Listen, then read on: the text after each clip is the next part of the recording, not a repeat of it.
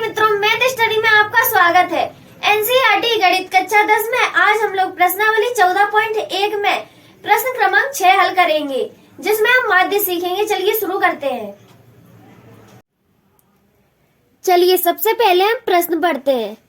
प्रश्न में लिखा है कि निम्नलिखित सारणी किसी मोहल्ले के 25 परिवारों में भोजन पर हुए दैनिक व्यय को दर्शाती है। तो ये दैनिक व्यय दिया गया है और ये परिवारों की संख्या है। दैनिक व्यय 100 से 150, 150 से 200, 200 से 250, 250 से 300, 300 से 350 दिया गया है। और परिवारों की संख्या 4, 5, 12, 2 दी गई है। इस प्रकार हमें ये कॉलम दिया गया है। अब हमें ये कॉलम आड़े में दिया गया है और हमें खड़े में बनाना है। तो चलिए हम बनाते हैं। चलिए ये सवाल हम कल्पित माध्य विधि से करते हैं। देखिए हमने सारणी बना ली है। यहाँ दैनिक व्यय लिखना है और यहाँ परिवारों की संख्या। यहाँ दैनिक व्यय लिखेंगे और यहाँ परिवारों की संख्या। तो दैनिक व्यय दिया गया है 100 से 150, फिर 150 से 200, फिर 200 से 250, फिर 250 से 300 और 300 से 350। इस प्रकार हमने दैनिक व्यय लिख लिया। अब यहाँ हम परिवारों की संख्या लिखेंगे। तो परिवारों की संख्या 4, 5, 12, 2। देखिए अब हमने बारंबारता भी लिख ली है। अब इस कॉलम में हम मध्य बिंदु ज्ञात करेंगे। मध्य बिंदु को xi द्वारा दर्शाते हैं।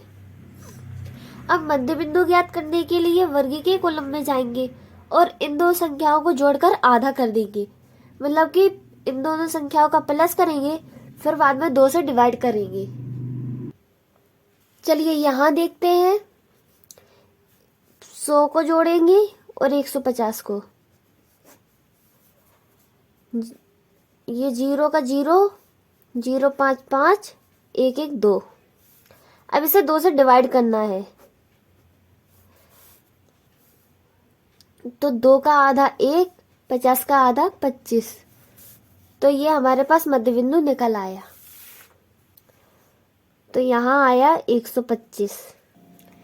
अब आप यहाँ देखिए 125 100 से कितना बड़ा है, मतलब इन दो संख्याओं में कितना अंतर है। तो 25 का अंतर है। जब हम 100 में 25 जोड़ देंगे तो 125 आएगा।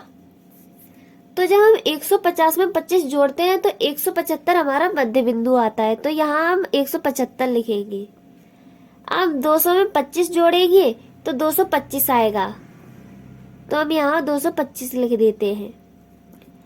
अब 250 में 25 जोड़ेंगे तो 275 आएगा। अब 300 में 25 जोड़ेंगे तो 325 आएगा।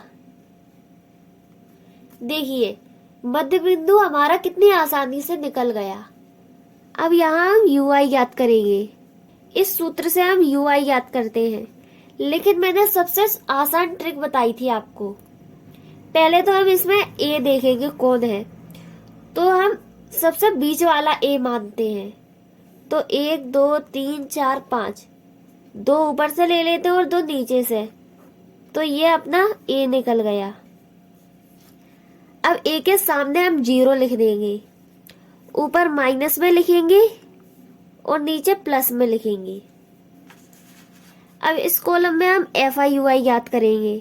FI/UI ज्ञात करने के लिए इस कॉलम का और इस कॉलम का गुणा करके यहाँ लिखते हैं।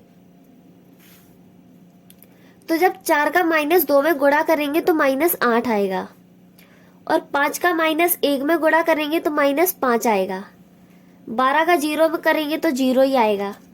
2 का 1 में गुणा करेंगे तो 2 आएगा। 2 का 2 में गुणा करेंगे तो 4 आएगा। अब इसे और इसे जोड़ देंगे तो इसे जोड़ने पर -13 आता है। और इसे जोड़ने पर 6। तो चलिए पहले हम यहाँ पे एक लाइन खींच लेते हैं। इस प्रकार देखिए हमने लाइन खींच ली। अब ये FIUI का कॉलम है तो यहाँ हम सिग्मा FIUI लिखेंगे, और ये FI का कॉलम है तो यहाँ सिग्मा FI लिखेंगे। अब यहाँ देखिए FI हमारे पास कितना है, जब हम इन सभी संख्याओं को जोड़ेंगे तो हमारा आंसर 25 आएगा, तो FI हमारा 25 आएगा। उसी प्रकार इसे जोड़ने पर -13 आया और इसे जोड़ने पर 6 आया, तो -13 में से 6 माइनस कर देंगे तो हमारा आंसर -7 आएगा।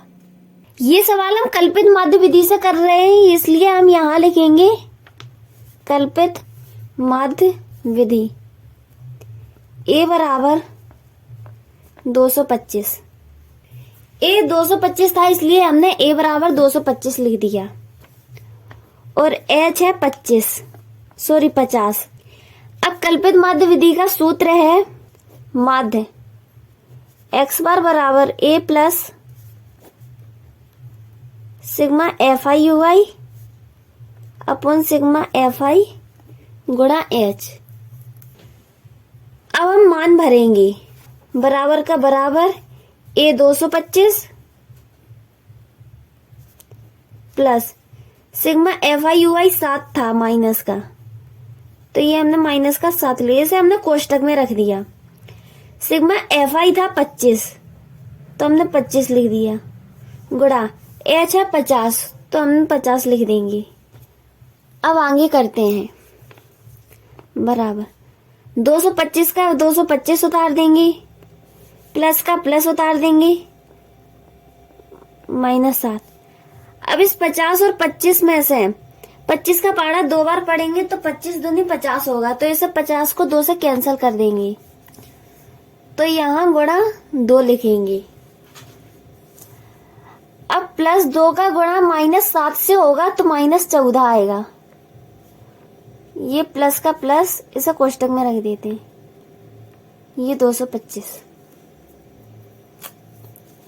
अब हम यहाँ लिखेंगे 225 प्लस माइनस माइनस होता है इसलिए हम यहाँ माइनस कर देते हैं, यहाँ 14, यहाँ बराबर।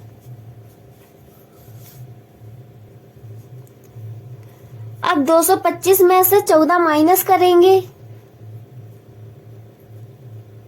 तो 211 आएगा। अगर आपको मेरा वीडियो पसंद आया हो तो लाइक करें, ज्यादा से ज्यादा शेयर करें और सब्सक्राइब करें तथा बेल आइकन प्रेस करें, जिससे मेरे अगले हर वीडियो का नोटिफिकेशन सबसे पहले आपको मिले।